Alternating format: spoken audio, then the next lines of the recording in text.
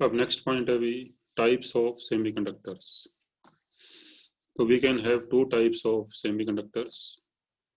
So first is known as intrinsic semiconductors.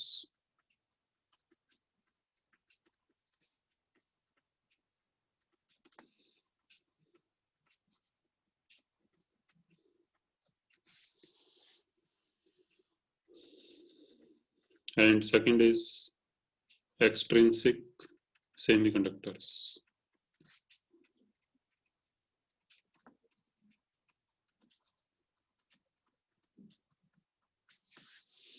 So first let us see what are intrinsic semiconductors.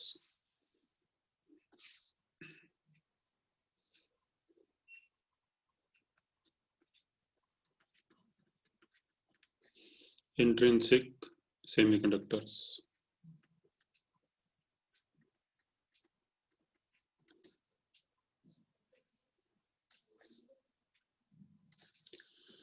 So these are the semiconductors which are pure and free of any impurity. So these are the semiconductors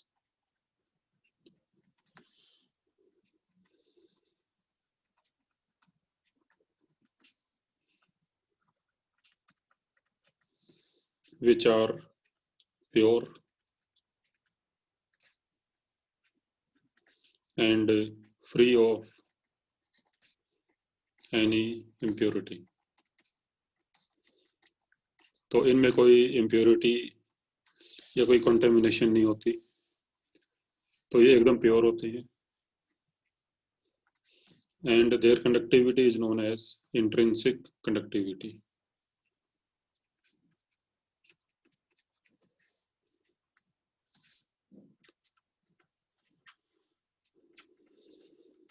Their conductivity is known as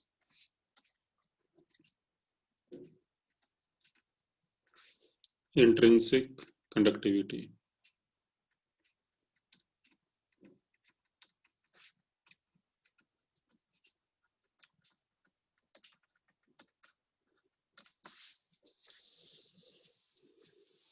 जैसे मान लो हमारे पास कोई silicon या germanium का कोई semiconductor है, तो अगर वो सिलिकॉन का है तो उसमें सारे एटम्स सिलिकॉन के ही होंगे, या वो जर्मेनियम का है तो उसमें सारे एटम्स वो जर्मेनियम के ही होंगे, उसमें और कोई दूसरे किसी एलिमेंट का एटम नहीं होगा.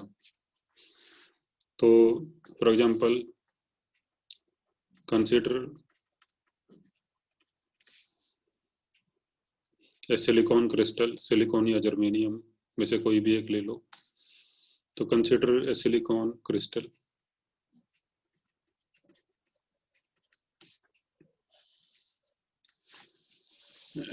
तो सिलिकॉन का जो इलेक्ट्रॉनिक कॉन्फ़िगरेशन होता है, तो इसमें जैसे 14 इलेक्ट्रॉन्स होते हैं.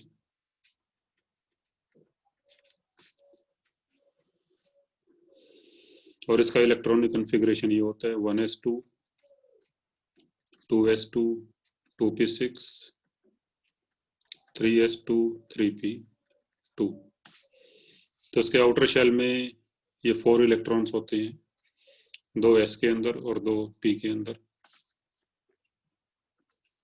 तो इसके वैलेंस शेल में 4 इलेक्ट्रॉन्स होते हैं. So these 4 electrons will make 4 bonds with the 4 neighboring silicon atoms. So the 4 electrons make 4 covalent bonds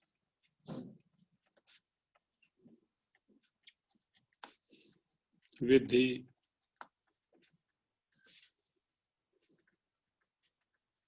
4 neighboring silicon atoms.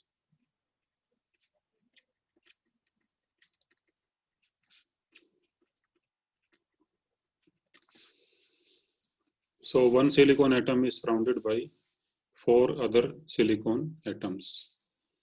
तो 2D में इसकी जो स्ट्रक्चर है क्रिस्टल की, वो हम कुछ इस तरह से शो कर सकते हैं। जैसे मान लो ये सिलिकॉन एटम्स हैं,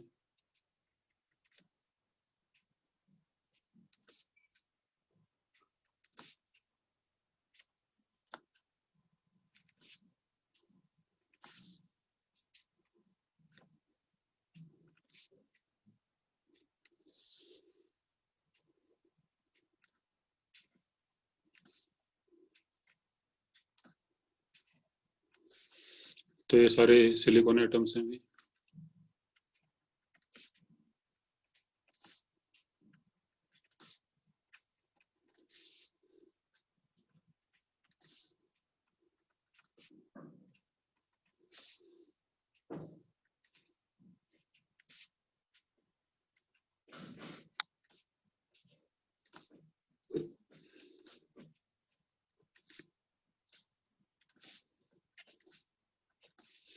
And one silicon atom is surrounded by 4 other silicon atoms.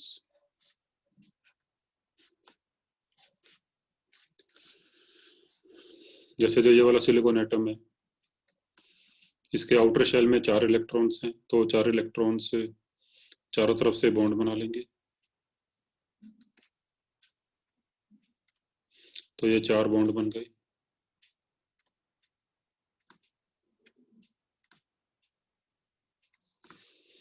तो इस तरह से ये सारे बॉन्ड बन जाएंगे, और एक बॉन्ड में 2 इलेक्ट्रॉन होते हैं। ये सारे बॉन्ड्स होंगे covalent bonds.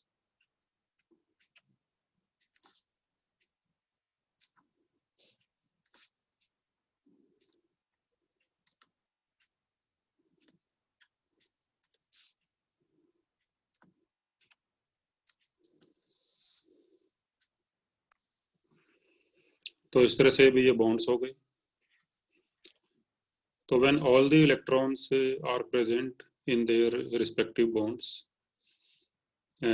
then electrons are said to be present in valence band. तो जब ये इलेक्ट्रॉन्स अपने अपने बॉन्ड्स में प्रेजेंट होते हैं, then they are said to be present in valence band. तो when electrons are present in their respective bonds,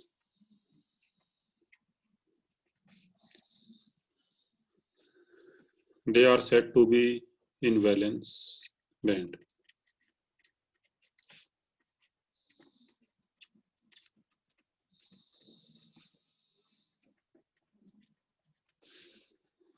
जैसे हमने ये शो किया था कि जो सेमीकंडक्टर्स हैं, इनमें एक ये वैलेंस बैंड होता है और इसके ऊपर conduction band.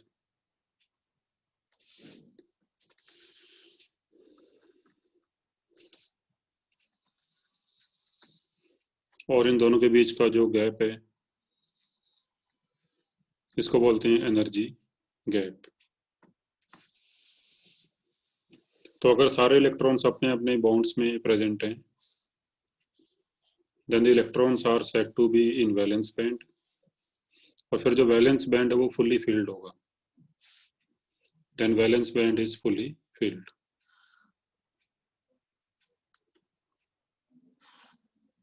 And conduction band is fully empty.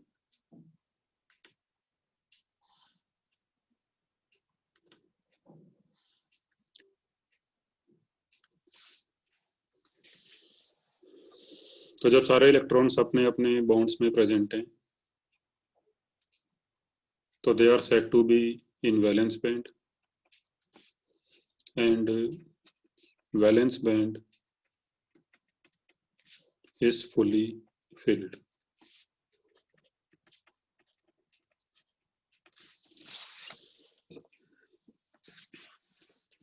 तो ये होता है भी टेम्परेचर 0 केल्विन पे। तो at temperature 0 kelvin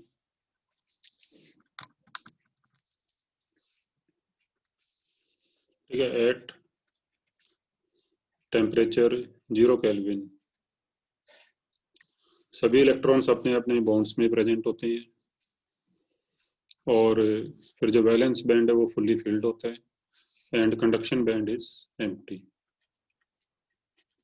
and conduction band is empty.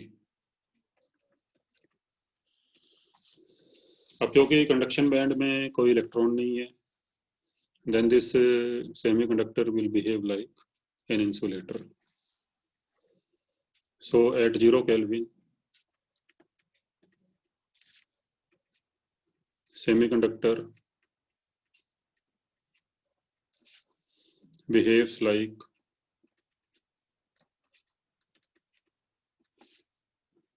an insulator, because no electron is present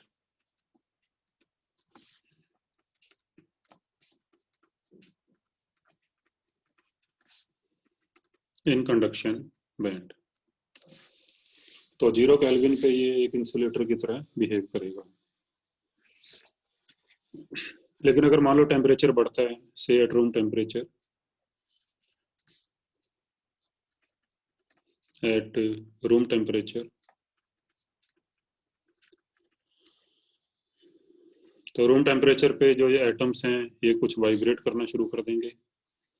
so this vibration of atoms जो है, so that can provide some energy to the electrons, और फिर जो electrons है वो अपने बॉन्ड्स को तोड़ के वो बाहर आ सकते हैं। ठीक है, तो at room temperature thermal vibrations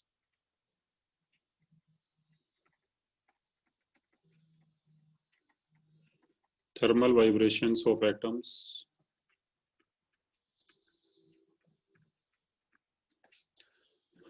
can provide some energy to electrons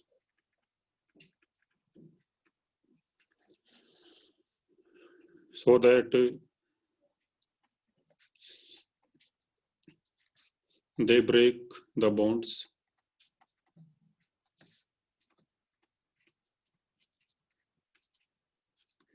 and come out in free lattice space.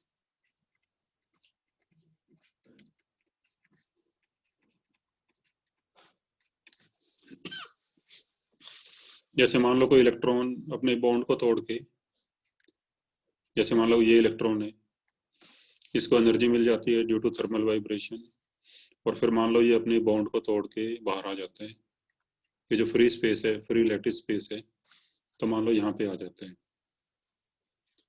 तो जब इस तरह से इलेक्ट्रॉन अपने बॉन्ड को तोड़ के बाहर आ जाता है, then it is said to be in conduction band.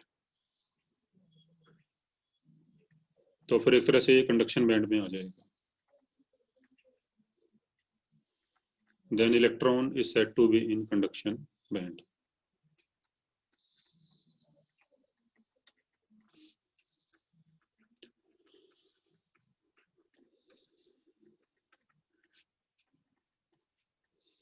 तो जब इलेक्ट्रॉन अपने बॉन्ड में प्रेजेंट है, then it is said to be in valence band. और अगर अपने बॉन्ड को तोड़ के बाहर आ गया, then it is said to be in conduction band. और इलेक्ट्रॉन को वैलेंस बैंड से कंडक्शन बैंड में आने के लिए जो एनर्जी उसको चाहिए होगी, so that will be at least equal to Eg. ठीक है भी, and energy required for electron will be equal to at least Eg.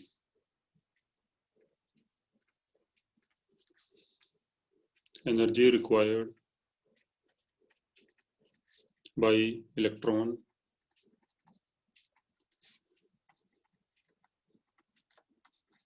to go from valence band to conduction band is equal to at least equal to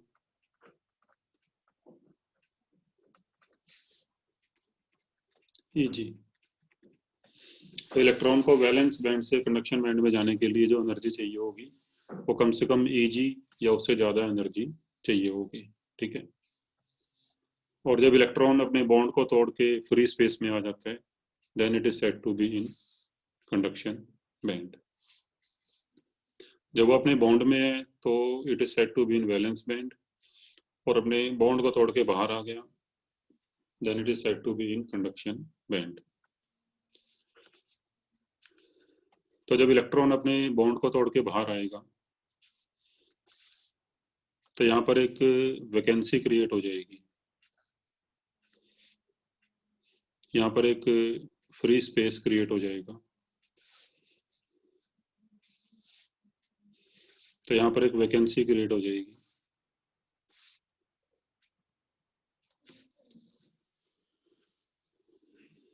यानी एक empty space यहाँ पे create हो जाएगा। So this empty space is known as hole. तो what is whole?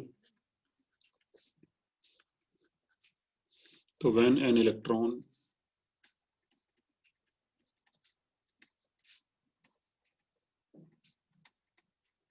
breaks away from its covalent bond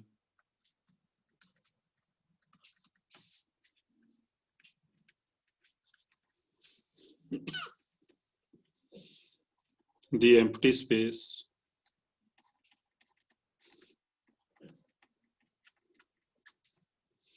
or vacancy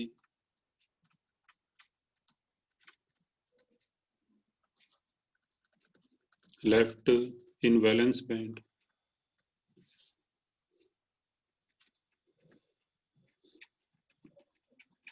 is called a hole।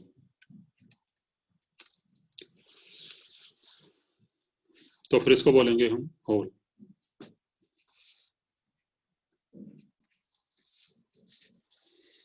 तो इस तरह से भी जब कोई इलेक्ट्रॉन वैलेंस बैंड से कंडक्शन बैंड में चला जाता है तो वैलेंस बैंड में जो एम्प्टी स्पेस है इसको बोलते हैं होल।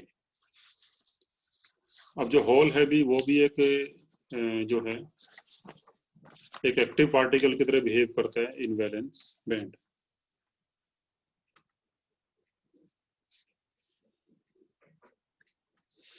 देखो यहाँ जैसे यहाँ से इलेक्ट्रॉन एब्सेंट हो गया, तो absence of electron from somewhere is equivalent to the presence of equal amount of positive charge। तो absence of electron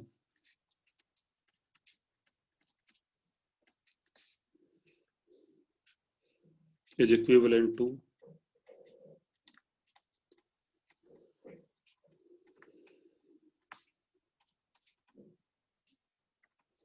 presence of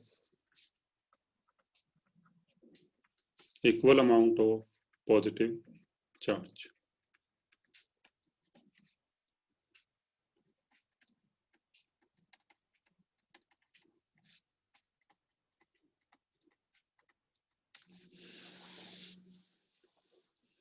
तो फिर जो होल है भी हम इस पे जो चार्ज मानते हैं, तो hole is considered as a seat of positive charge. So hole is considered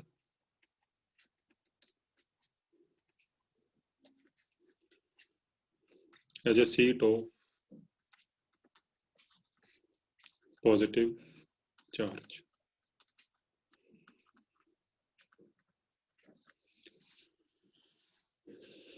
और जो होल का चार्ज है वो हम मानते हैं प्लस ई, यानी प्लस 1.6 इंटू 10 की power -19 coulomb.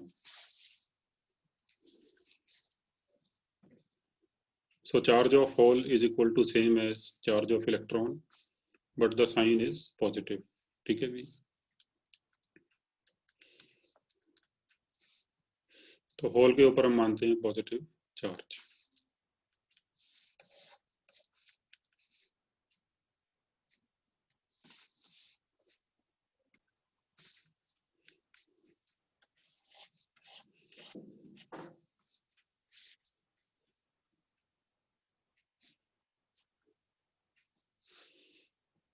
So hole is considered as an active particle in valence band.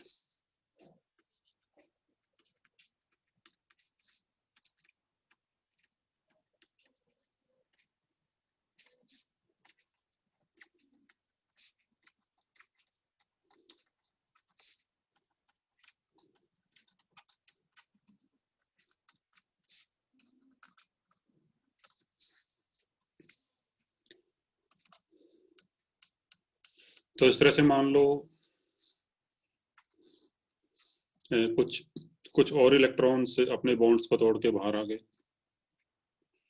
तो इस तरह से फिर कुछ इलेक्ट्रॉन्स आ जाएंगे कंडक्शन बैंड में और कुछ होल बन जाएंगे वैलेंस बैंड में। तो जैसे मान लो कोई और इलेक्ट्रॉन यहाँ से बॉन्ड को तोड़ के बाहर आ गया, कोई इलेक्ट्रॉन मान लो यहाँ से बॉन्ड को तोड़ के बाहर आ गया, so a number of electrons and holes will be created.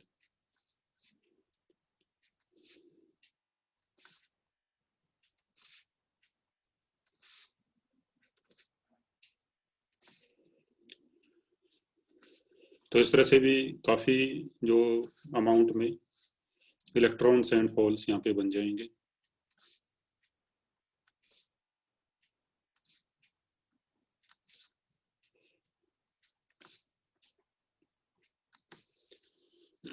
And you can see that number of electrons in conduction band should be equal to number of holes in valence band.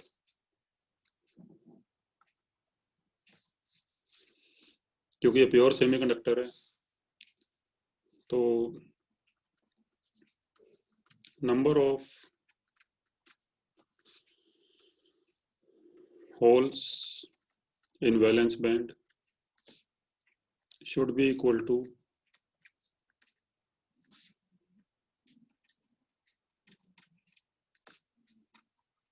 number of electrons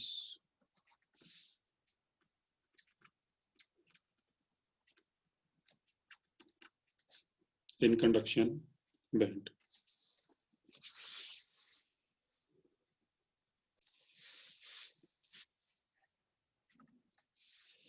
तो अगर हम ये मान लें कि Ne is the number density of electrons in conduction band.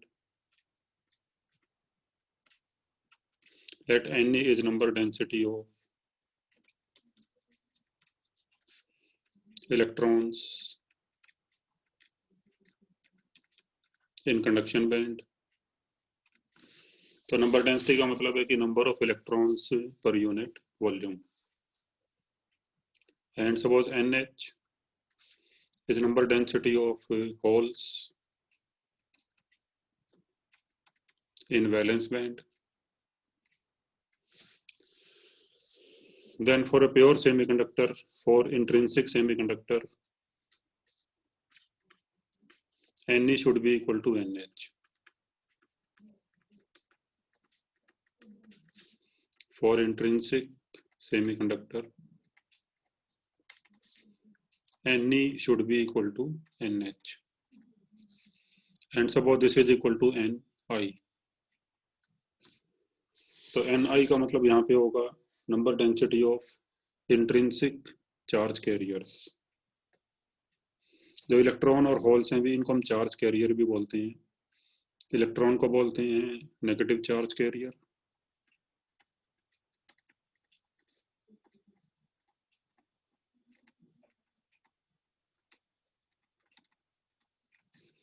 and hole is known as positive charge carrier.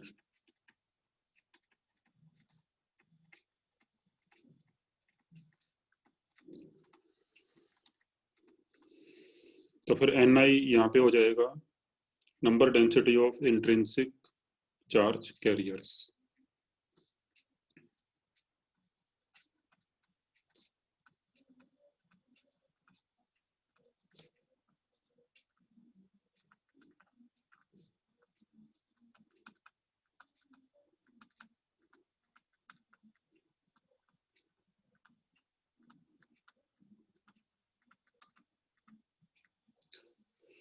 तो इसमें दोनों आ गए, इलेक्ट्रॉन्स भी और होल्स भी, यानी इलेक्ट्रॉन्स और होल्स।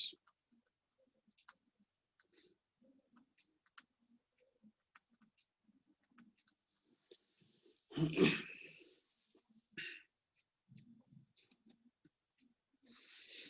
देखो, जब एक इलेक्ट्रॉन अपने बॉन्ड को तोड़ के कंडक्शन बैंड में जाता है तो उससे एक होल बनता है और एक इलेक्ट्रॉन बनता है। तो this process is known as electron hole pair generation. Electron hole pair generation.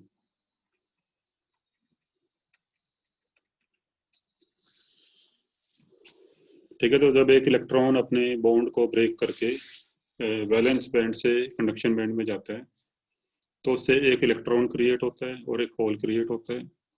तो that process is known as electron hole pair generation. लेकिन अगर मान लो जैसे जैसे इलेक्ट्रॉन्स की क्वांटिटी बढ़ती जाती है और होल्स की भी क्वांटिटी बढ़ती जाती है and electrons are moving here and there inside the material, तो फिर ये भी हो सकता है कि ओकेजनली कोई इलेक्ट्रॉन अगर किसी होल के पास आ जाए then that electron may combine with the hole। और अगर एक इलेक्ट्रॉन अपने होल से कंबाइन कर जाता है, किसी होल से कंबाइन कर जाता है, इसका मतलब है कि वो इलेक्ट्रॉन कंडक्शन बैंड से वापस वैलेंस बैंड में आ गया। ठीक है, तो उसको बोलते हैं रिकम्बिनेशन। तो ओकेजनली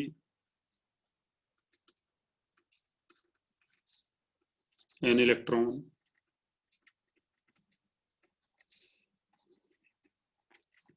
may combine with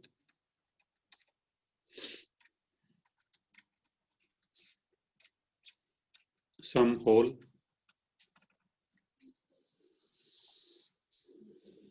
और अगर इलेक्ट्रॉन किसी होल से कंबाइन कर जाता है तो उससे फिर एक इलेक्ट्रॉन और एक होल डिस्ट्रॉय हो जाएंगे, मतलब वो खत्म हो जाएंगे।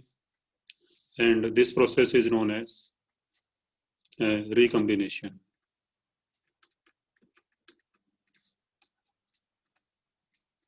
and this is known as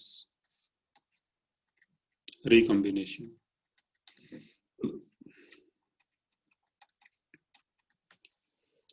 तो जो process of generation and the process of recombination, so these are the simultaneous processes which keep on going inside the material।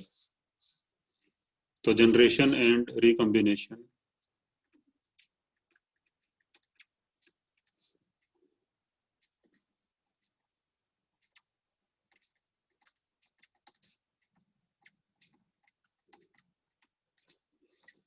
are simultaneous processes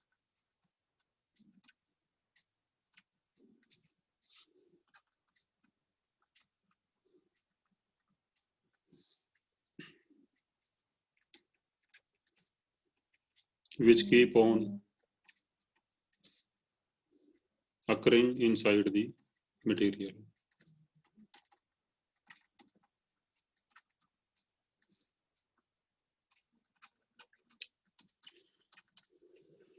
तो शुरू शुरू में जनरेशन रेट ज़्यादा होगा और recombination rate कम होगा, और जैसे जैसे नंबर ऑफ इलेक्ट्रॉन्स और होल्स बढ़ते जाएंगे तो फिर रिकम्बिनेशन रेट भी बढ़ता जाएगा। And in equilibrium rate of generation is equal to rate of recombination। In equilibrium, rate of generation of electron hole pair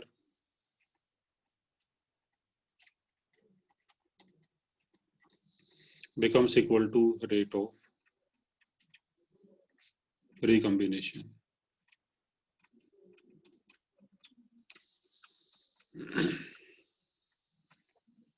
और उस समय फिर जो Ne और NH इनकी वैल्यू फिक्स हो जाएगी, इनकी वैल्यू कांस्टेंट हो जाएगी। And value of Ne or NH at that time is given by this formula।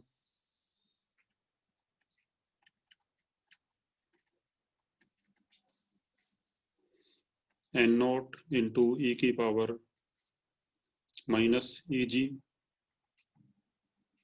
Upon 2 k T. तो एन नॉट यहाँ पे कोई कांस्टेंट है,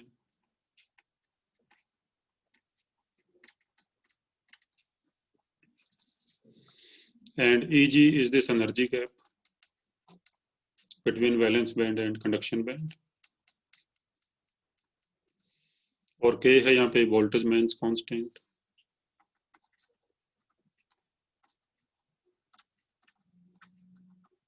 Boltzmann's constant,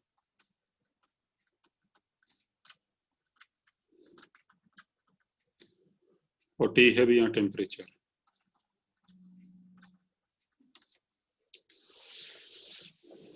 तो किसी टेम्परेचर T पे जो नंबर डेंसिटी इलेक्ट्रॉन्स या होल्स की होगी, तो that is equal to this. और अगर मान लो टेम्परेचर बढ़ता है, तो टेम्परेचर बढ़ने से जो थर्मल वाइब्रेशन है वो बढ़ जाएगी। तो थर्मल वाइब्रेशन बढ़ने से then more electrons will go from valence band to conduction band, तो उससे Ne या NH की वैल्यू बढ़ जाएगी। ठीक है, तो you can see that as temperature increases Ne और NH increases।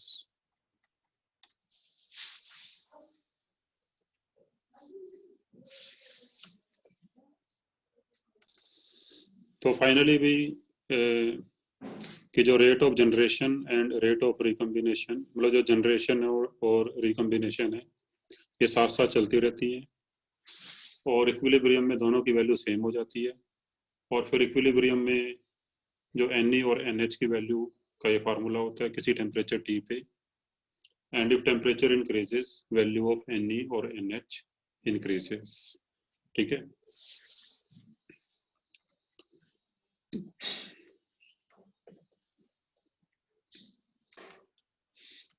तो देखो जब टेम्परेचर बढ़ता है तो रेट ऑफ जनरेशन बढ़ जाता है, तो उससे फिर और इलेक्ट्रॉन और होल जनरेट होते हैं, और जब रेट ऑफ जनरेशन बढ़ गया तो उससे और इलेक्ट्रॉन और होल बन गए, तो फिर आगे जाके रेट ऑफ रिकम्बिनेशन भी बढ़ जाता है, and again in equilibrium rate of generation becomes equal to rate of recombination. तो जब दोनों रेट इक्वल हो जाते हैं उस समय किसी टेम्परेचर T पे NeNH की ये वैल्यू होती है। ठीक है,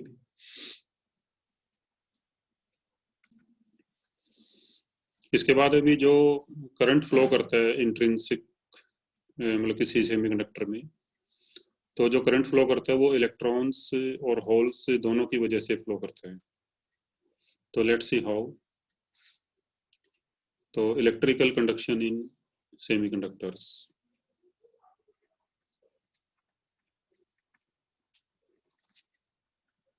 इलेक्ट्रिकल कंडक्शन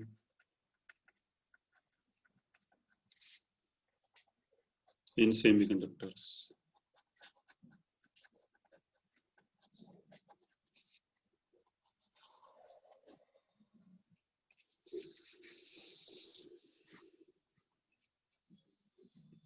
तो जैसे मान लो ये क्रिस्टल था सिलिकॉन का,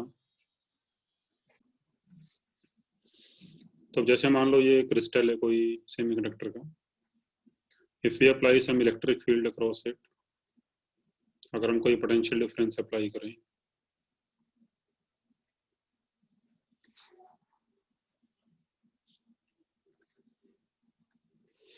तो ये साइड पॉजिटिव है और ये side negative. So now this will create an electric field inside this material. Say electric field is E.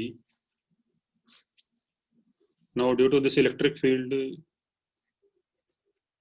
ये जो इलेक्ट्रिक फील्ड है ये पॉजिटिव से नेगेटिव साइड की तरफ होगा, and now due to this electric field जो इलेक्ट्रॉन्स हैं भी इन पे एक फोर्स लगेगा इन दी अपोजिट डायरेक्शन। तो फिर इसकी वजह से जो इलेक्ट्रॉन्स हैं ये नेगेटिव से पॉजिटिव एंड की तरफ ये ड्रिफ्ट करना शुरू कर देंगे ऐसे। तो electrons will start drifting from negative to positive side. तो फिर इनकी वजह से करंट फ्लो करेगा from positive to negative side, तो इसको बोलेंगे इलेक्ट्रॉनिक करंट, IE। तो IE इज इलेक्ट्रॉनिक करंट। ये करंट है इलेक्ट्रॉन्स की वजह से। लेकिन जो ये इलेक्ट्रिक फील्ड है भी, इसकी वजह से जो इलेक्ट्रॉन्स बॉन्ड्स के अंदर प्रेजेंट हैं, तो इन पे भी फोर्स आएगा। जैसे मान लो कोई इलेक्ट्रॉन है ये, तो इसके ऊपर भी फोर्स आएगा, E/E। अब देखो यहाँ पर ये पॉसिबिलिटी हो सकती है कि भाई जो इलेक्ट्रॉन है,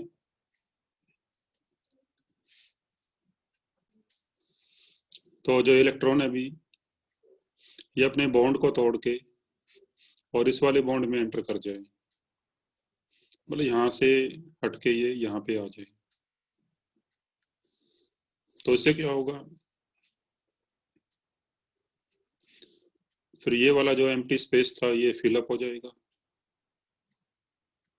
ये वाला बॉन्ड कंप्लीट हो जाएगा और यहाँ पर एक वैकेंसी क्रिएट हो जाएगी। तो इस तरह से हम कह सकते हैं कि जो होल है वो यहाँ से यहाँ पे शिफ्ट हो गया। ठीक है, तो hole shifts from this point to this point. फिर मान लो कोई और इलेक्ट्रॉन इस होल में आ जाए, और या फिर ये वाला इलेक्ट्रॉन आगे किसी होल, मान लो यहाँ पे कोई होल प्रेजेंट है, तो मान लो जैसे यहाँ पे होल प्रेजेंट है, यहाँ पे ये इलेक्ट्रॉन फिर इस होल में चला जाए, यानी होल के थ्रू भी इलेक्ट्रॉन्स एक एंड से दूसरे एंड की तरफ जा सकते हैं, from negative to positive end. तो इस तरह से जो करंट है वो दो तरीकों से फ्लो कर सकता है। एक तो इलेक्ट्रॉन्स की वजह से जो कंडक्शन बैंड में, और जो कंडक्शन बैंड में जो इलेक्ट्रॉन्स हैं, तो इनकी वजह से करंट फ्लो कर सकता है। और दूसरा करंट जो होल्स के अंदर, जो जो बॉन्ड्स के अंदर जो इलेक्ट्रॉन्स हैं, वो भी होल्स के थ्रू एक एंड से दूसरे एंड की तरफ जा सकते हैं। ठीक है, तो इलेक्ट्रॉन्स भी जो हैं भी वो होल्स के थ्रू नेगेटिव एंड से पॉजिटिव एंड की तरफ जा सकती हैं। तो अगर इलेक्ट्रॉन्स नेगेटिव से पॉजिटिव एंड की तरफ जाती हैं, तो इनकी वजह से भी एक एडिशनल करंट फ्लो करेगा from positive to negative side. इसको बोलेंगे होल करंट।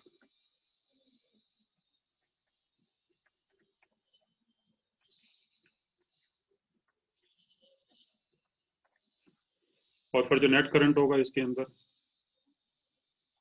तो नेट करंट हो जाएगा दोनों का सम।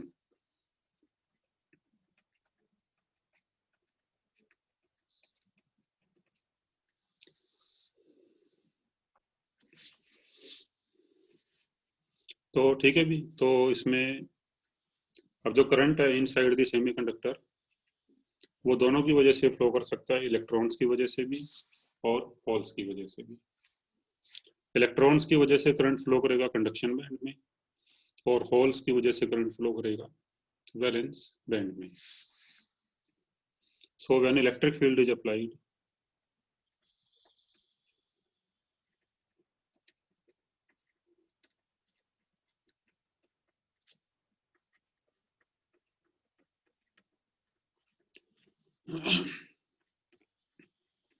तो both electrons and holes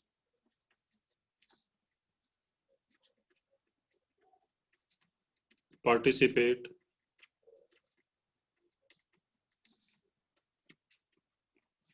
in conduction of electricity.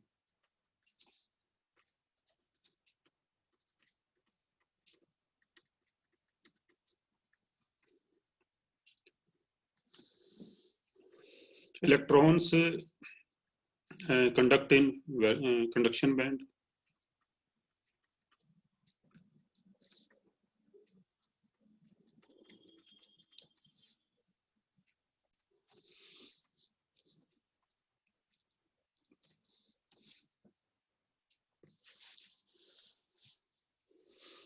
So in conduction band, electrons drift from one end to other end.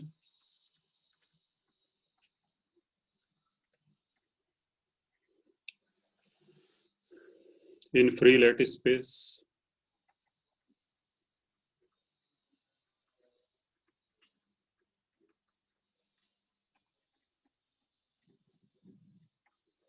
And whereas in valence band,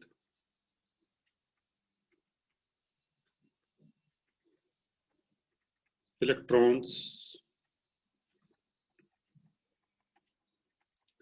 drift from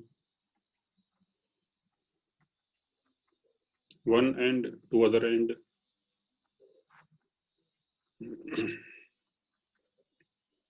through holes.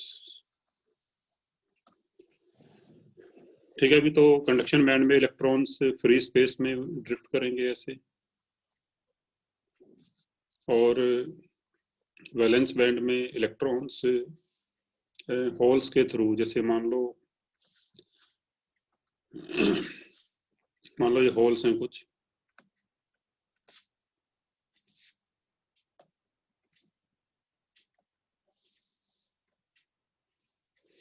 तो मान लो एक electron यहां से चला, तो पहले ये इलेक्ट्रॉन इस होल में एंटर कर गया, और फिर यहाँ से ये इलेक्ट्रॉन इस वाले होल में एंटर कर गया, फिर यहाँ से इलेक्ट्रॉन इस वाले होल में एंटर कर गया, फिर यहाँ से इस वाले होल में एंटर कर गया।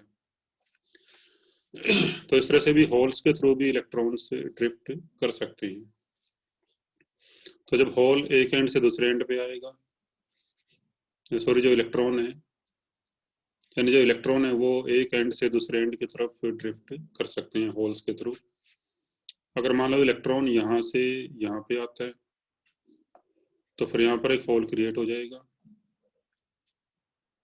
And we can say that ये वाला जो होल था वो मूव करके यहाँ पे आ गया। ठीक है जी। तो अगर इलेक्ट्रॉन्स इस तरफ जाते हैं तो होल्स फिर इस तरफ मूव करेंगे। तो movement of electrons in valence band is equal to the movement of holes in the opposite direction.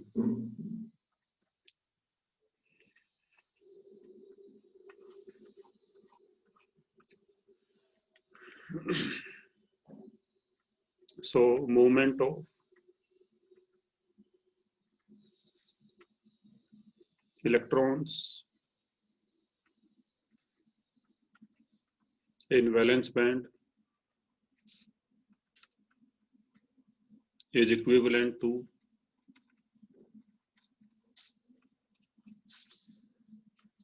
movement of holes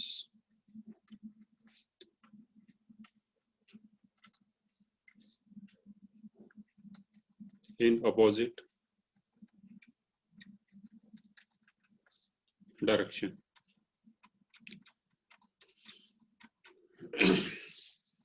तो फाइनली इन दी सेमीकंडक्टर जो करंट है वो दोनों की वजह से फ्लो करता है, इलेक्ट्रॉन्स की वजह से भी और होल्स की वजह से भी, और जो नेट करंट है वो दोनों का सम हो जाता है।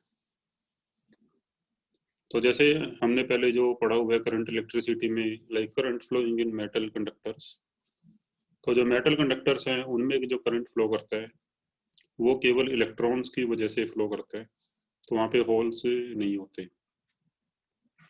बट इन सेमीकंडक्टर्स जो करंट फ्लो करता है वो दोनों की वजह से फ्लो करता है, इलेक्ट्रॉन्स की वजह से भी और होल्स की वजह से भी, और जो नेट करंट है वो दोनों का सम हो जाता है। तो I equal to I E plus I H. इसके अलावा भी it is very difficult to make a pure semiconductor.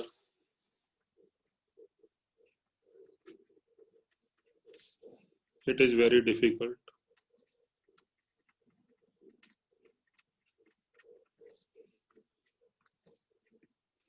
to make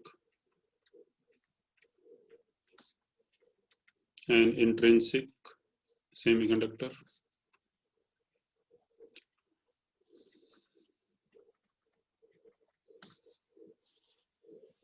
because of difficulty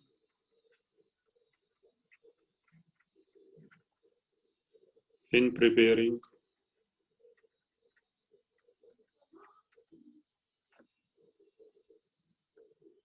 extremely pure material.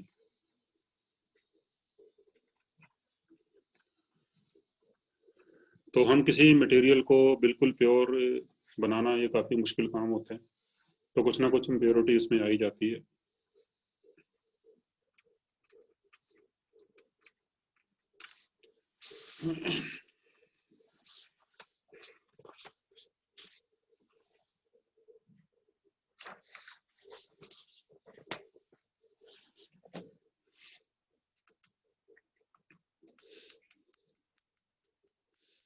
तो 0 केल्विन पे तो जो ये सेमीकंडक्टर है, so that will behave like an insulator.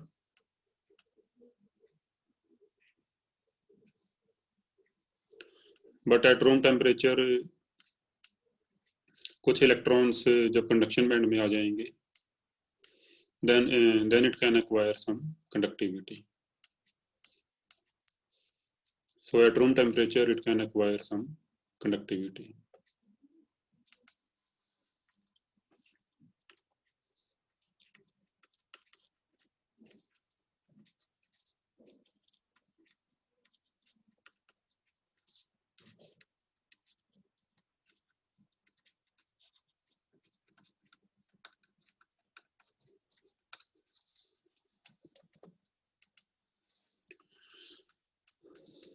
इसके बाद अभी लिमिटेशंस ऑफ इंट्रिंसिक सेमीकंडक्टर्स।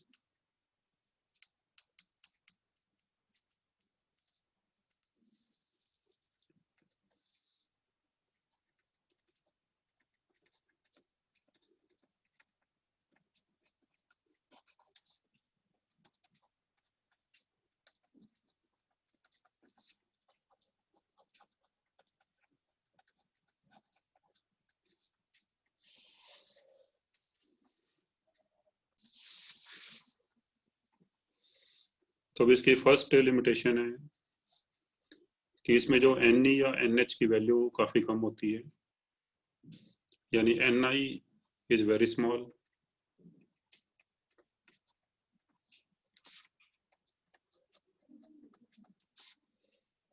तो इसकी वैल्यू होती है करीबन 10⁻16 पर मीटर क्यूब।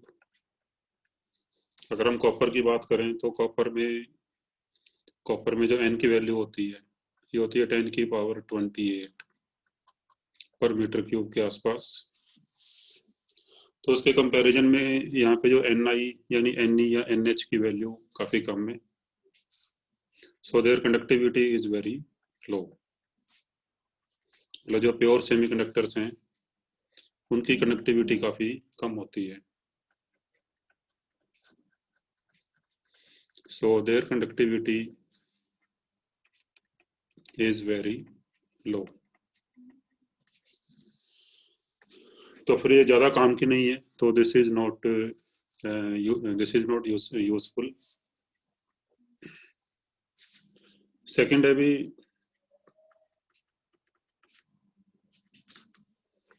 यहाँ पे Ni हमेशा NH के बराबर होता है। In a pure semiconductor Ni is always equal to NH। अगर हम किसी केस में ये चाहें कि भाई Ni NH से बड़ा हो जाए, Ni NH से ग्रेटर हो जाए या NH Ni से ग्रेटर हो जाए, तो फिर ये चीज यहाँ पे पॉसिबल नहीं हो पाएगी।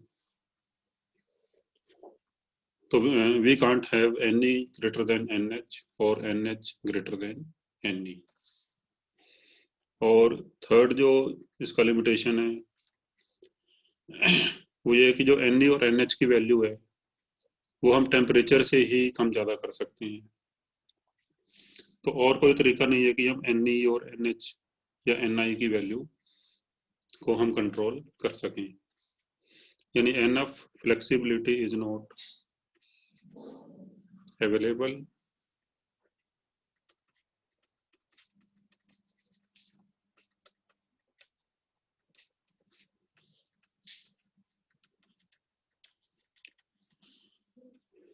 to control the value of NI. NI मतलब NE और NH.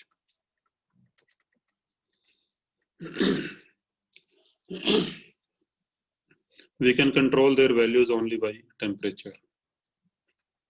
तो टेम्परेचर को कम ज़्यादा करके ही हम इसकी वैल्यू को चेंज कर सकते हैं, इसके अलावा हमारे पास कोई और तरीका नहीं है. तो we can control only by temperature. So because of these limitations, pure semiconductors are not of much use.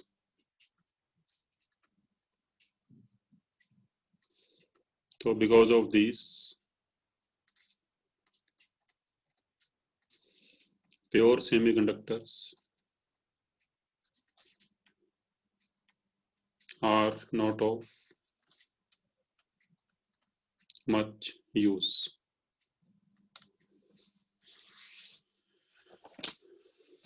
तो फिर हम क्या करते हैं, अभी हम इसमें जानबूझ के कुछ इम्प्योरिटी ऐड करते हैं to improve the conductivity of semiconductors, and this process of adding the impurity is known as doping.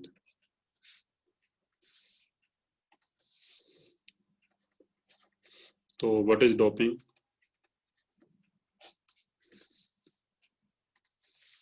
तो जानबूझ के हम जो इसमें कुछ इम्प्योरिटी ऐड करते हैं ताकि इसकी कंडक्टिविटी बढ़ सके.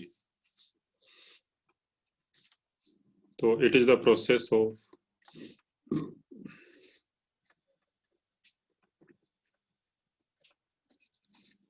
deliberate addition of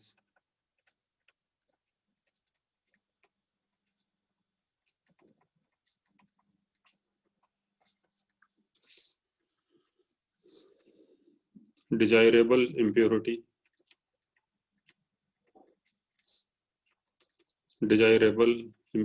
atoms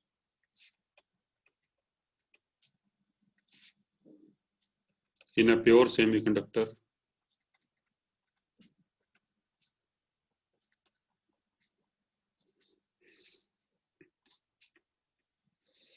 to modify its property.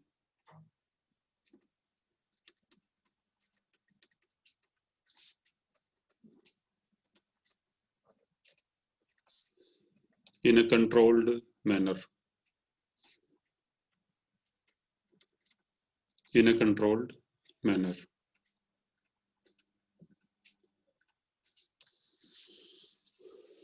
तो ठीक है, तो हम इसमें जानबूझ के कुछ इम्प्योरिटी एटम्स ऐड करते हैं ताकि उसकी प्रॉपर्टी या कंडक्टिविटी को हम उसकी मॉडिफाई कर सकें.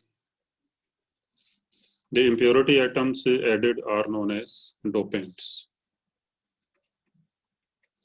ये जो प्रोसेस है, इस प्रोसेस को बोलते हैं doping. And the impurity atoms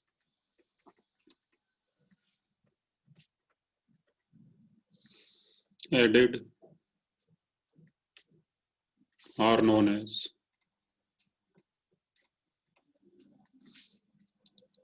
dopants.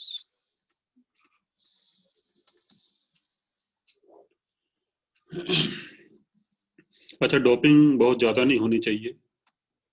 तो doping concentration should be around 1 ppm. Doping concentration मतलब डोपिंग जो है वो ज़्यादा नहीं होनी चाहिए,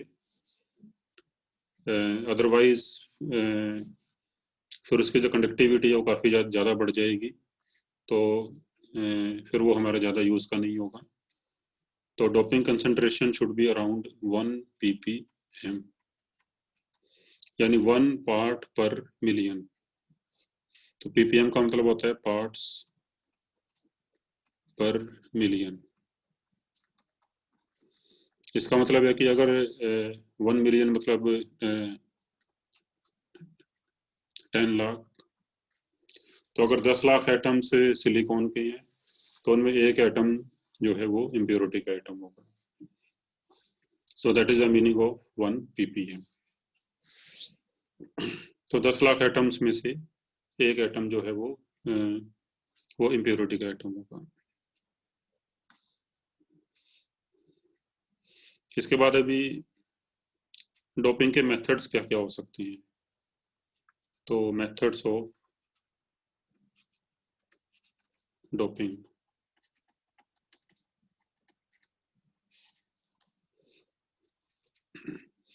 तो उसके कुछ मेथड हो सकते हैं। जैसे फर्स्ट मेथड है,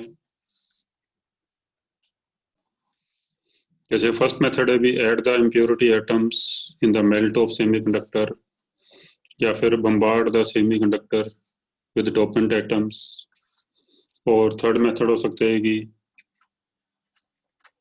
heat the crystalline semiconductor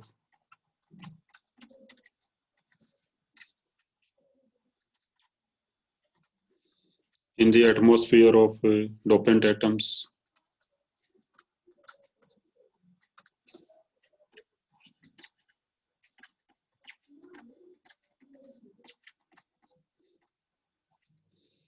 So that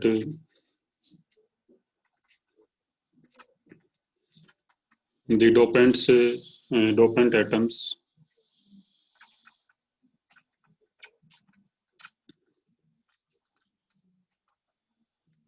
diffuse into the semiconductor.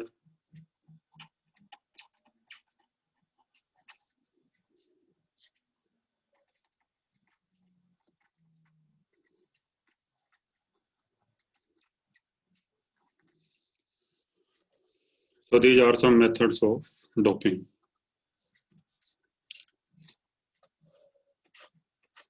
अच्छा, डोपिंग करते वक्त हमें कुछ बातों का ध्यान रखना चाहिए।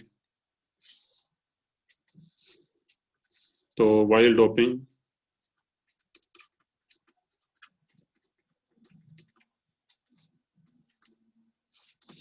जो डोपेंट एटम है, तो that should take the position of semiconductor atom in the crystal. The dopant atom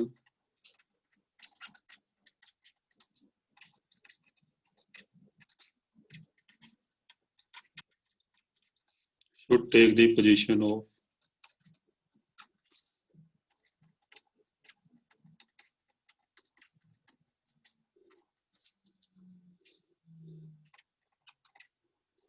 semiconductor atom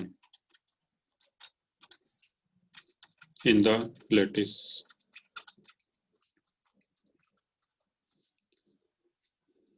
And size of dopant atom should be almost same as that of the semiconductor atom.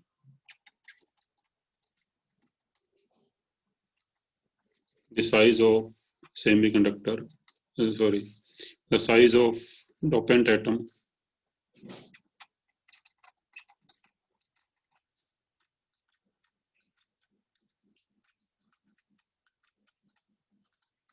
should be almost same as that of semiconductor atom या crystal atom.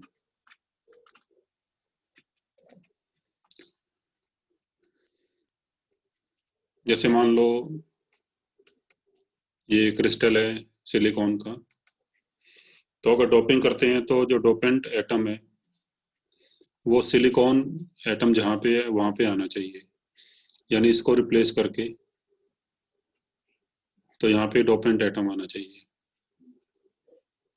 So this is dopant atom. मतलब ऐसा ना हो कि dopant atom कहीं यहाँ बीच में आ जाए, तो यहाँ पे नहीं आना चाहिए ऐसे, क्योंकि यहाँ पे आएगा तो फिर जो इसका जो क्रिस्टल स्ट्रक्चर है तो दैट विल बी डिस्टॉर्टेड। या फिर अगर साइज इसका कम ज़्यादा होगा डोपेंट एटम का, तो भी जो क्रिस्टल स्ट्रक्चर है दैट विल गेट डिस्टॉर्टेड।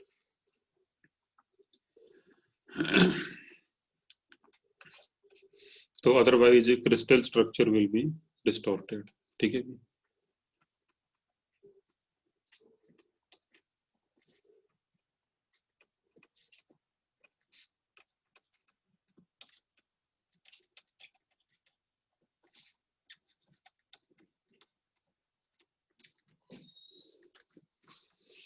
तो ये दो बातों का ध्यान रखना है भी इसमें हमने, कि dopant atom should take the position of semiconductor atom, और उसका साइज ज़्यादा बड़ा नहीं होना चाहिए। तो size should be same as that of semiconductor atom. इसके बाद अभी आफ्टर डोपिंग, डोपिंग करने के बाद फिर हमें जो सेमीकंडक्टर मिलेगा उसको बोलते हैं एक्सट्रिंसिक सेमीकंडक्टर। तो that is second type of semiconductor, extrinsic semiconductor.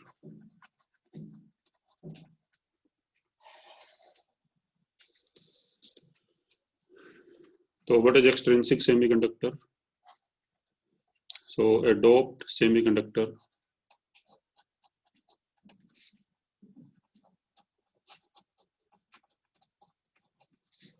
with the suitable impurity added to it,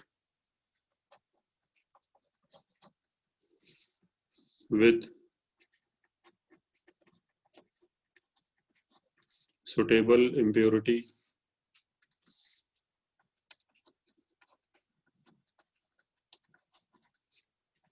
added to it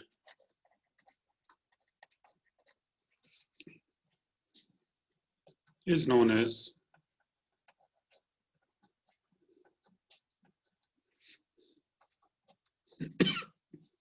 extrinsic semiconductor.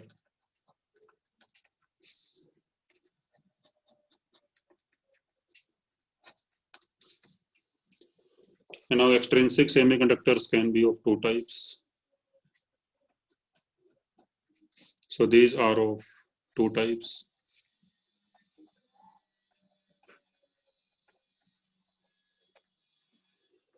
तो फर्स्ट है भी एन टाइप और सेकंड होता है पी टाइप। तो first we take N type semiconductor.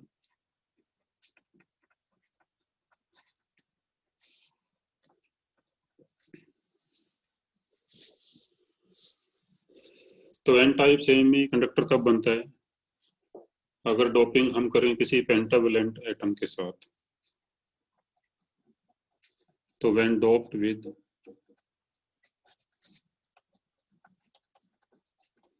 Pentavalent atoms,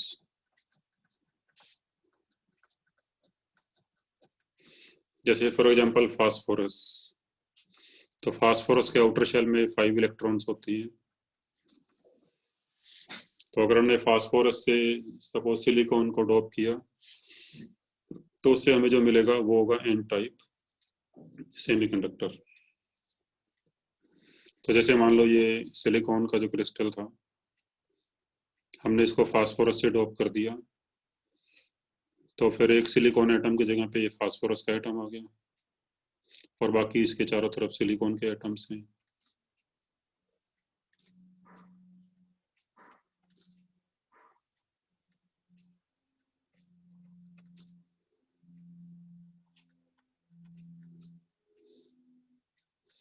Because the doping atom should take the position of crystal atom.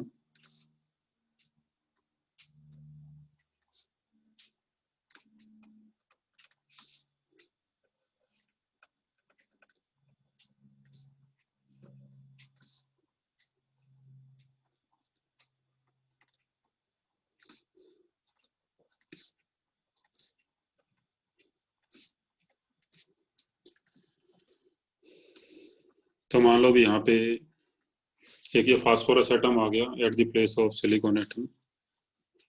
तो phosphorus के outer shell में 5 इलेक्ट्रॉन होते हैं, तो इन 5 इलेक्ट्रॉन में से 4 इलेक्ट्रॉन तो 4 बॉन्ड बना लेंगे with the 4 neighbouring silicon atoms, और फिर एक इलेक्ट्रॉन बचा रह जाएगा जो बॉन्ड नहीं बना पाएगा. So suppose this is fifth electron, this is fifth electron. So after these 4 electrons make the bonds with 4 silicon atoms, फिर जो ये फिफ्थ इलेक्ट्रॉन है तो this will be loosely bound to the impurity atom. तो phosphorus यहाँ पे है impurity atom.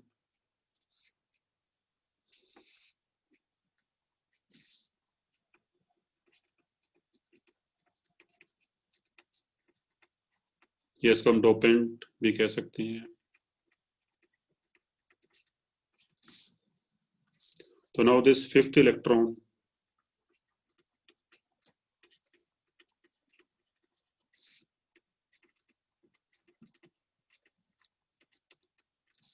is loosely bound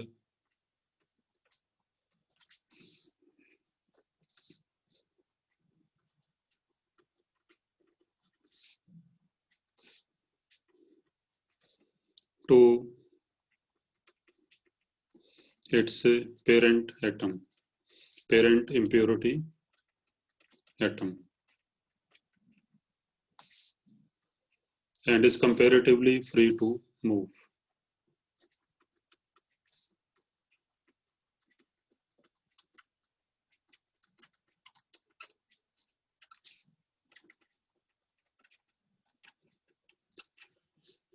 ये जो फिफ्थ इलेक्ट्रॉन होता है भी, इसका अट्रैक्शन अपने खुद के एटम के साथ काफी कम हो जाता है. It is because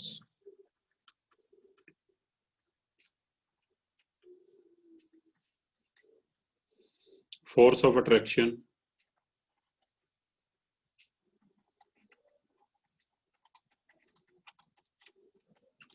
between electron, यानी ये वाला इलेक्ट्रॉन है जो, between this electron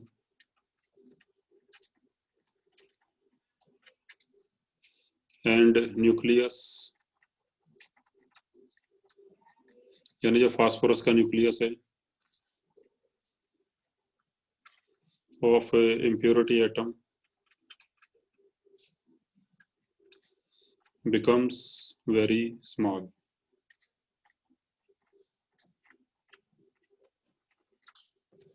Due to high value of dielectric constant of silicon semiconductor.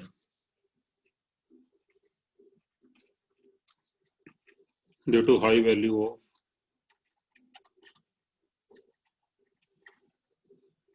dielectric constant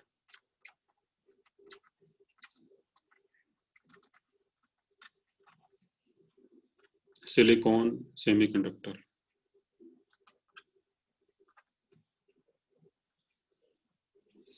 तो अभी जो ये फिफ्थ इलेक्ट्रॉन है ये काफी लूजली बाउंड होता है और ये आसानी से फ्री हो जाता है. तो ये आसानी से मतलब अपने पेरेंट एटम से फ्री हो जाएगा. तो अगर हम वैलेंस बैंड और कंडक्शन बैंड से देखें तो मान लो जैसे ये वैलेंस बैंड है और ये कंडक्शन बैंड है.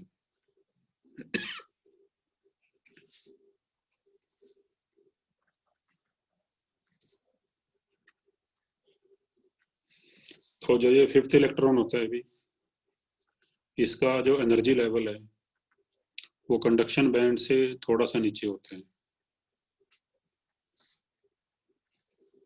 And this gap is around 0.045 electron volt.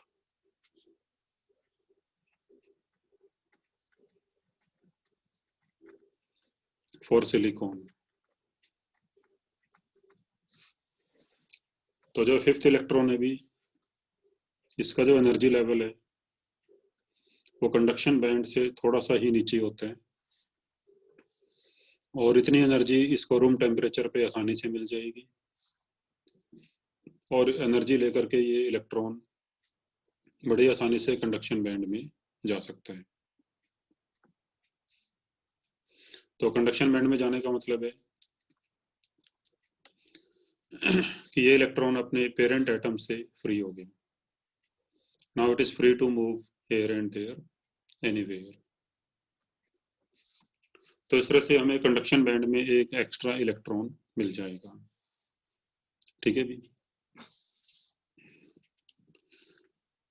देखो जब ये सेमीकंडक्टर प्योर था तो इसमें कुछ इलेक्ट्रॉन्स थे यहाँ पे.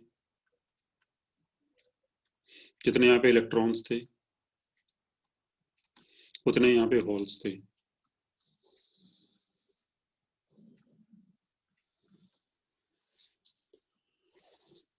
लेकिन जब हमने इसमें इसकी डोपिंग कर दी तो डोपिंग करने से जो डोपेंट एटम होंगे, तो मान लो डोपेंट एटम्स हैं कि इलेक्ट्रॉन्स हैं, फिफ्थ इलेक्ट्रॉन, और अज्यूम कर लो कि हर एक डोपेंट एटम एक इलेक्ट्रॉन देगा, एक इलेक्ट्रॉन डोनेट करेगा. तो मान लो अगर हर एक डोपेंट एटम से एक इलेक्ट्रॉन कंडक्शन बैंड में आता है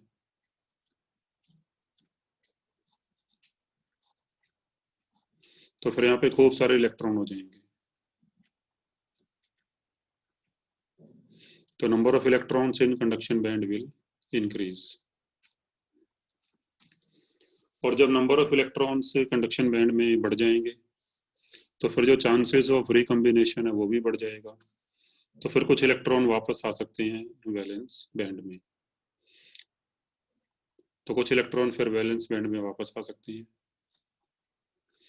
तो इससे क्या होगा, अगर इलेक्ट्रॉन कंडक्शन बैंड से वैलेंस बैंड में वापस आ गए तो फिर ये होल इसमें से कुछ खत्म हो जाएंगे. तो फिर यहाँ पे क्वांटिटी ऑफ होल डिक्रीज कर जाएगी. तो इस तरह से भी जो एन टाइप सेमीकंडक्टर है उसमें एन ई बढ़ जाएगा, मतलब थोड़े बहुत ही इलेक्ट्रॉन वापस आएंगे, बट जो एन ई है वो पहले से ज़्यादा हो जाएगा in comparison to the pure semiconductor. तो N e increases and NH decreases.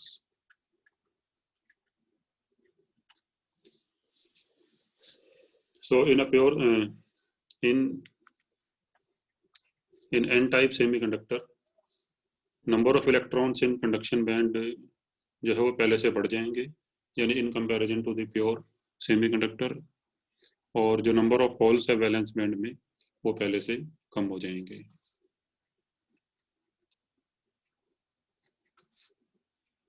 अब क्योंकि यहाँ पे हर एक डोपेंट एटम एक इलेक्ट्रॉन डोनेट कर रहा है तो जो डोपेंट एटम्स हैं इनको हम डोनर एटम्स भी कह सकते हैं.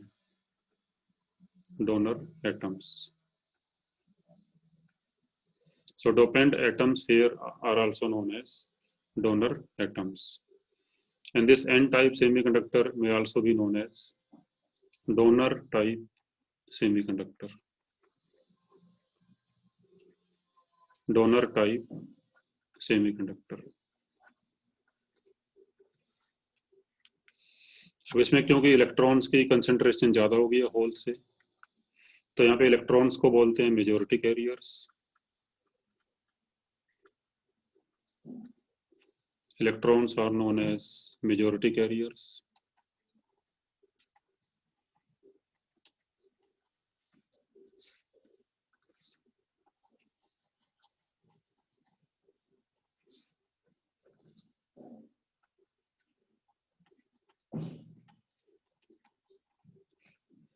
And holes are known as minority carriers.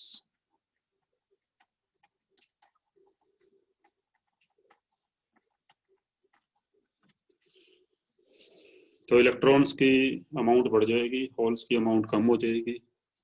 But it is found that the product of Ne and NH remains same and that is equal to Ni square. यानी जब ये प्योर सेमीकंडक्टर था तब इसमें Ne और NH दोनों equal थे, दोनों Ni के बराबर थे. एंड आफ्टर डोपिंग जिसमें Ne बढ़ गया और NH कम हो गया तो दोनों का जो प्रोडक्ट है वो सेम रहेगा so Ne into NH equal to Ni square. तो इसको बोलते हैं मास एक्शन लॉ।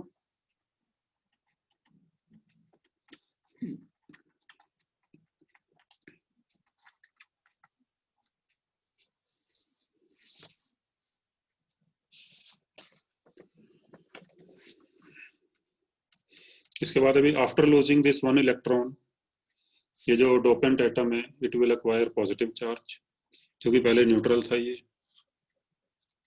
तो after losing this one electron it will acquire positive charge.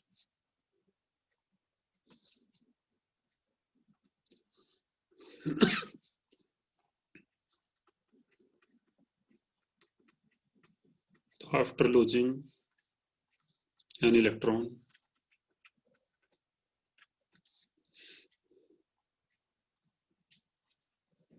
donor atom or dopant atom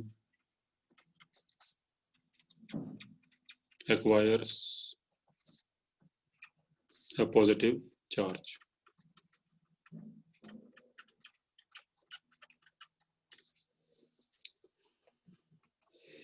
और जो ये पॉजिटिव चार्ज होगा ये फिक्स होगा अपनी जगह पे, तो दिस इज इमोबाइल।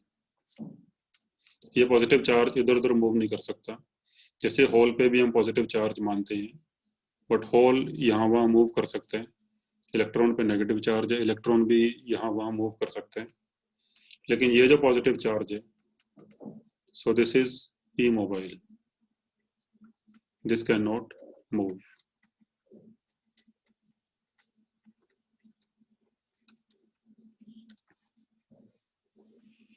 तो भी फाइनली जो एन टाइप सेमीकंडक्टर होगा उसके जो ओवरऑल जो पिक्चर हमें दिखाई देगी वो इस तरह से दिखाई देगी कुछ। तो मान लो ये एन टाइप सेमीकंडक्टर का पीस है कोई,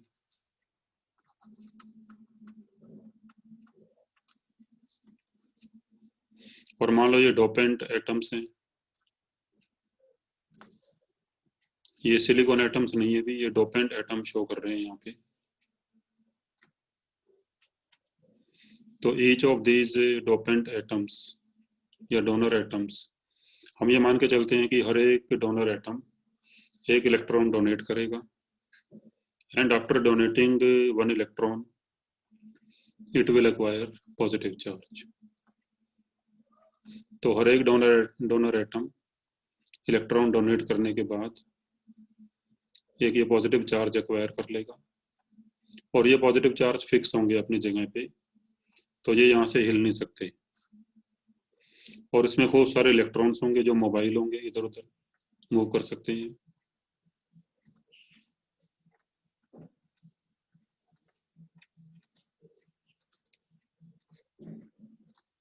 तो electrons are free to move anywhere inside the semiconductor.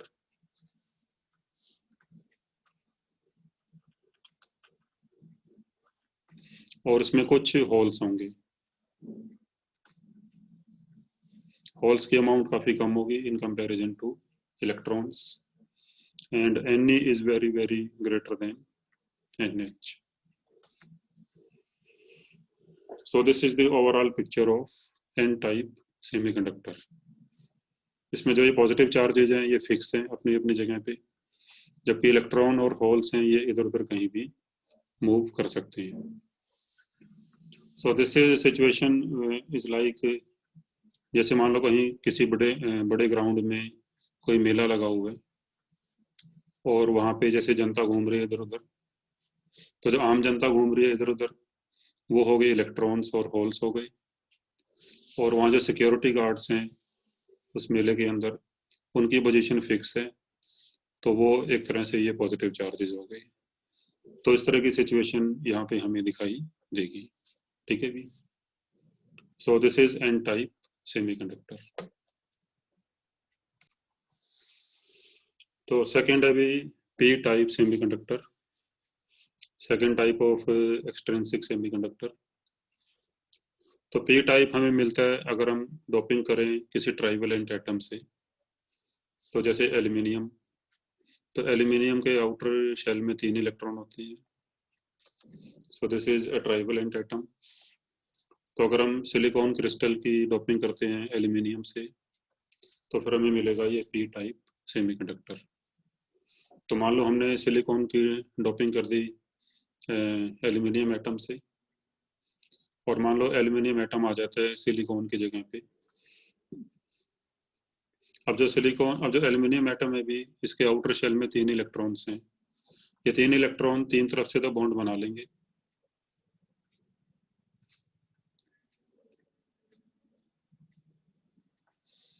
लेकिन फिर जो एक बॉन्ड है वो खाली रह जाएगा। यहाँ पे सिलिकॉन का एटम होगा, बट एल्यूमिनियम का सिलिकॉन का इलेक्ट्रॉन होगा यहाँ पे, बट एल्यूमिनियम का कोई इलेक्ट्रॉन यहाँ पे नहीं होगा। तो now this is a vacant space. तो यहाँ पर एक वैकेंसी क्रिएट हो जाती है इस तरह से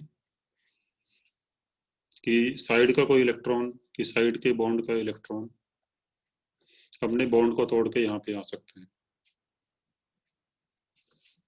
एंड कंप्लीट दिस बॉन्ड। ये जो वैकेंट स्पेस होता है अभी, इसका एनर्जी लेवल वैलेंस बैंड से थोड़ा सा ही ऊपर होता है। जैसे मान लो ये वैलेंस बैंड है और ये कंडक्शन बैंड है।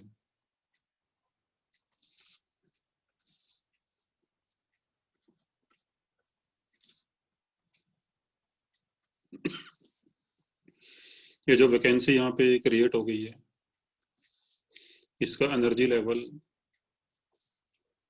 वैलेंस बैंड से थोड़ा सा ऊपर होता है। That is around 0.045 electron volt.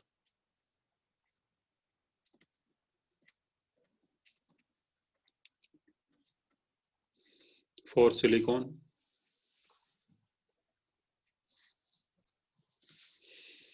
तो अभी जो वैकेंट स्पेस होता है, इसका एनर्जी लेवल वैलेंस बैंड से थोड़ा सा ऊपर होता है, और फिर वैलेंस बैंड से कोई इलेक्ट्रॉन बड़ी आसानी से यहाँ पे जाके इस स्पेस को फिल कर सकता है।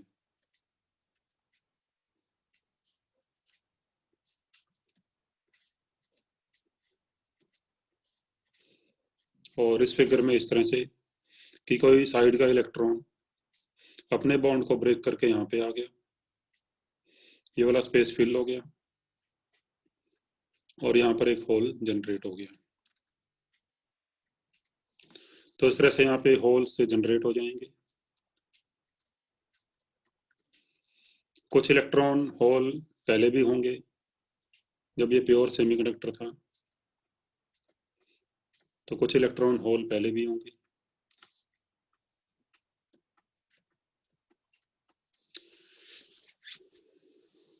लेकिन जब यहाँ पे नंबर ऑफ होल्स बढ़ जाएंगे तो फिर chances of recombination will increase, और फिर कुछ इलेक्ट्रॉन यहाँ पे वापस आ सकती हैं। तो फिर इससे यहाँ पे एनी मतलब number of electrons in conduction band कम हो जाएंगे, कुछ होल्स भी यहाँ खत्म हो जाएंगे। लेकिन क्वांटिटी ऑफ होल्स पहले से ज़्यादा हो जाएगी जब ये प्योर था उसके कंपैरिजन में। तो फिर यहाँ पे NH will be very very greater then Ne, और यहाँ पे होल्स हो जाएंगे majority carriers,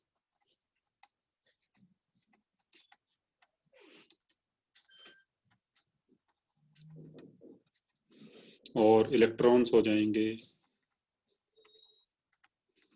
minority carriers. But again जो प्रोडक्ट है Ne और NH का वो सेम रहेगा, Ne into NH equal to Ni square.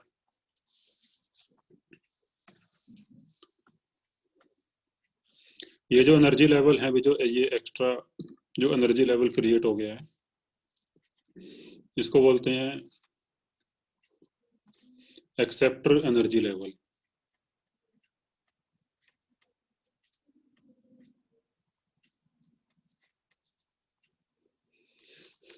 देखो यहाँ पर जो ये इम्प्योरिटी एटम है, ये एक एक इलेक्ट्रॉन एक्सेप्ट कर रहे हैं साइड के बॉन्ड से।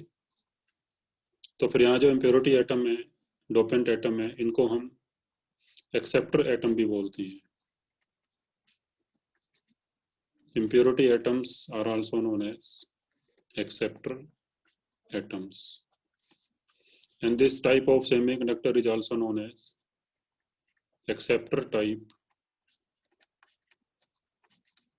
semiconductor.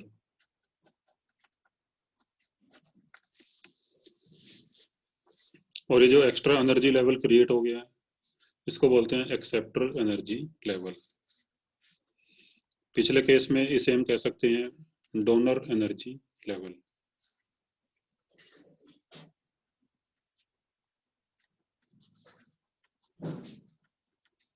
Donor energy level.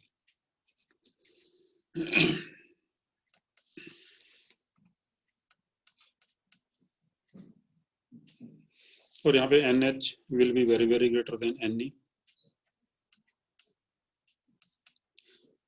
and after acquiring this electron, अब जैसे एक इलेक्ट्रॉन यहाँ से बॉन्ड तोड़ के यहाँ पे आ गया, तो अब ये इलेक्ट्रॉन एल्यूमिनियम का हो गया, यानी एल्यूमिनियम ने इस इलेक्ट्रॉन को एक्वायर कर लिया।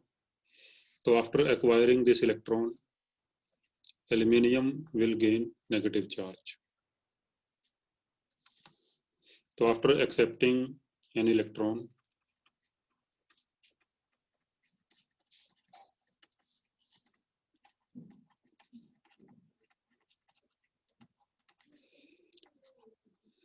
dopant atom acquires negative charge, और ये नेगेटिव चार्ज इमोबाइल होगा, and this is also immobile. तो ये भी यहाँ वहाँ मूव नहीं कर सकता। और इसकी फिर जो ओवरऑल पिक्चर होगी पी टाइप सेमीकंडक्टर की, वो इस तरह से हो जाएगी। मान लो ये डोपेंट एटम्स हैं, तो each of dopant atom will acquire negative charge, जो कि फिक्स होंगे अपनी जगह पे।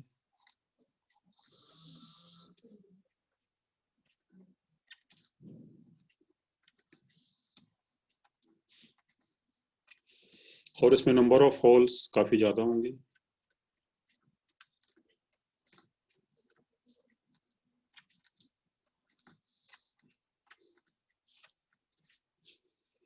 और नंबर ऑफ इलेक्ट्रॉन्स कम होंगे इसमें। So this is the overall picture of p-type semiconductor.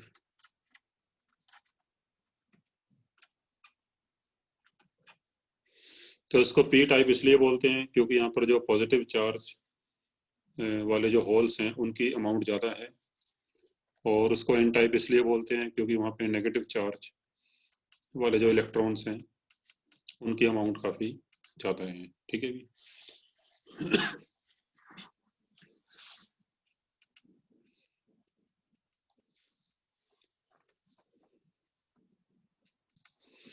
इसके अलावा भी जो एन टाइप सेमीकंडक्टर है that is better than P type semiconductor.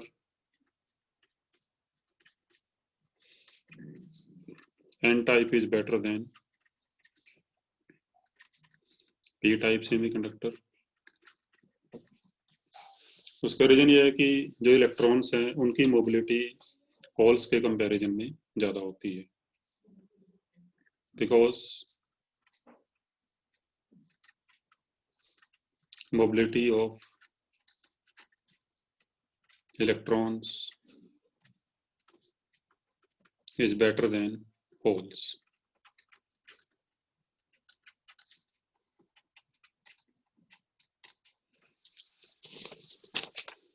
इसके बाद भी नेक्स्ट पॉइंट है electrical conductivity of extrinsic semiconductors.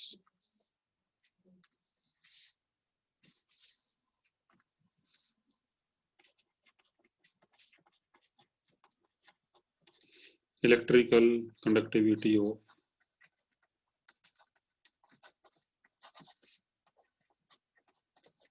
extrinsic semiconductors।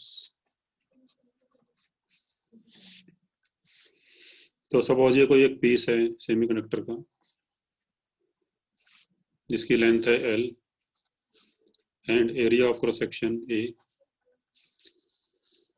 और हमने इस पे कोई पोटेंशियल डिफरेंस अप्लाई कर दिया।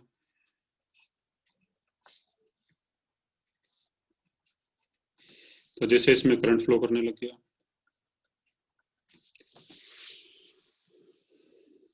तो इसमें जो करंट फ्लो करेगा भी, तो करंट होगा इलेक्ट्रॉन और होल दोनों की वजह से।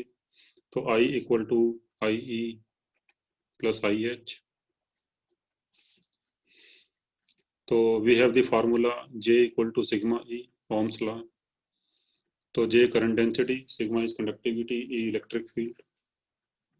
तो यहाँ से सिग्मा आ जाएगा J अपॉन ई। J की value I upon area,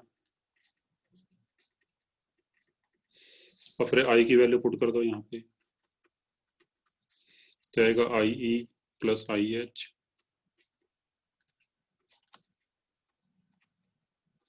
upon A ई।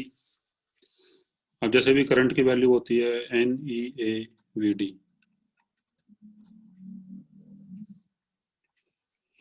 तो अगर हम बात करें इलेक्ट्रॉनिक करंट की तो फिर वो हो जाएगा आई ई, तो फिर यहाँ पे एन हो जाएगा एन ई,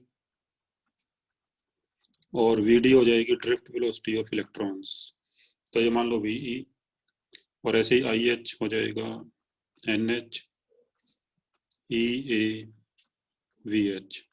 तो where v h is the drift velocity of holes. तो अगर ये वैल्यू यहाँ पुट करते हैं तो उसमें ई ए बाहर आ जाएगा, तो आएगा एन ई वी ई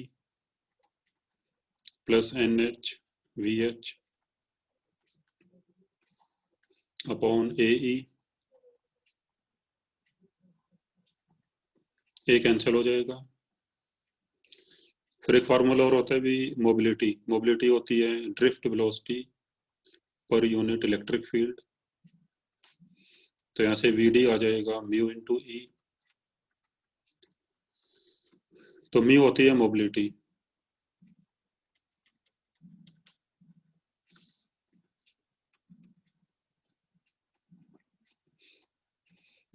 तो वी ई को लिख सकते हैं mu of electrons into electric field, और वी एच को लिख सकते हैं mu of holes into electric field. तो ए से ही कट जाएगा, तो यहाँ से भी कंडक्टिविटी का फार्मूला आ जाएगा E into N E mu E plus N H mu H. So this is formula for the electrical conductivity of extrinsic semiconductors.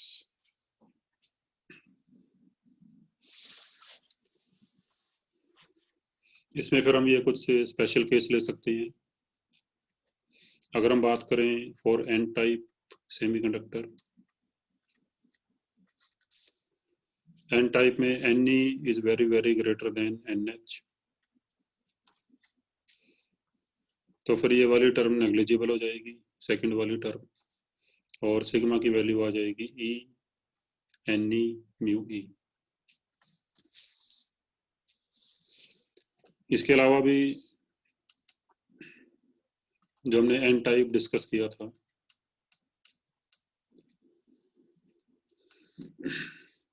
कि इसमें देखो जो यहाँ पे इलेक्ट्रॉन आए थे कंडक्शन बैंड में, कुछ इलेक्ट्रॉन्स वैलेंस बैंड से आए थे और कुछ इलेक्ट्रॉन्स जो डोनर एटम्स थे उनसे आए थे।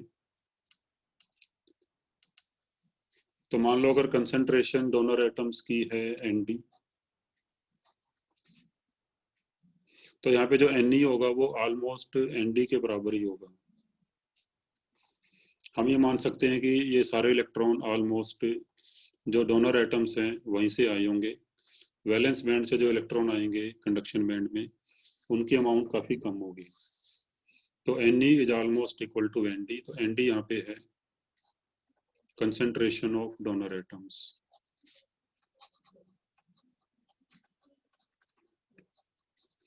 And we can take Ne almost equal to Nd.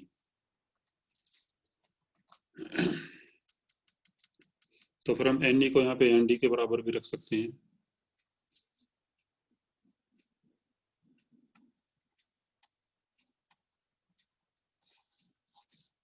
तो फिर यहाँ से सिग्मा हो जाएगा E N D into mu E. And similarly for P type semiconductors,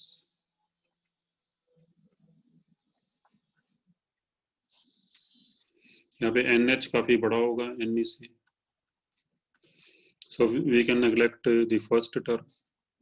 तो सिग्मा आ जाएगा E NH mu H, and NH is almost equal to density of acceptor atoms। तो हम ये मान सकते हैं कि जो भी ये होल्स आए हैं ये सारे इस वजह से आए हैं कि जो एक्सेप्टर एटम्स हैं उन्होंने एक एक इलेक्ट्रॉन एक्सेप्ट कर लिया, तो उस वजह से ये होल्स आए हैं। तो number density of hole should be equal to number density of acceptor atoms. बाकी थोड़े बहुत होल इस वजह से भी आए होंगे कि इलेक्ट्रॉन से वैलेंस बैंड से कंडक्शन बैंड में चले गए, बट वो अमाउंट काफी कम होगी। तो NH is nearly equal to Na। तो फिर यहाँ पे हम इसको Na के बराबर रख सकते हैं।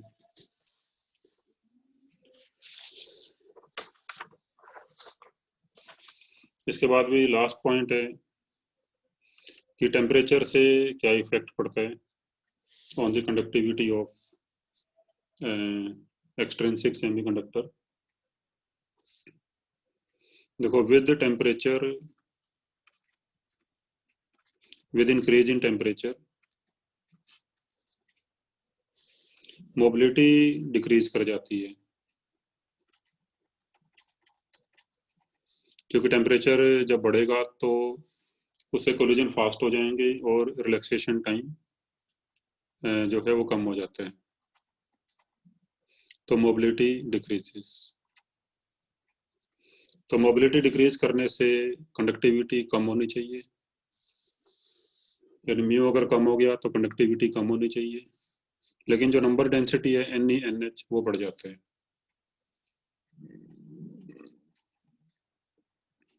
बट Ne और NH इंक्रीजेस, और Ne NH इंक्रीज होने का इफेक्ट ज्यादा होता है in comparison to the effect of decrease of mobility. तो फिर ओवरऑल कंडक्टिविटी बढ़ जाती है। ठीक है भी। So with increase in temperature, mobility of electrons and holes decreases, but with increase in temperature, number density of charge carriers increases, and the net effect is that the conductivity increases.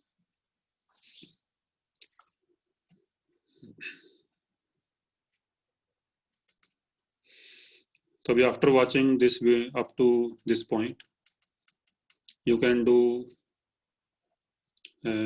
these numericals। ये जो subjective assignment है इसके आप कर सकते हो 1 से लेकर तो क्वेश्चन नंबर 14, क्वेश्चन नंबर 14 तक ट्राई कर सकते हो इसके सब्जेक्टिव के। और जो ऑब्जेक्टिव असाइनमेंट है जो कि पेज नंबर 5 पे है, तो ये वाली असाइनमेंट कर सकते हो, ऑब्जेक्टिव असाइनमेंट 1। इसमें जो 30 क्वेश्चन है ये कर सकते हो। ठीक है भी। तो सब्जेक्टिव के 14 और ऑब्जेक्टिव के 30 क्वेश्चंस, तो ये आप ट्राई कर सकते हो।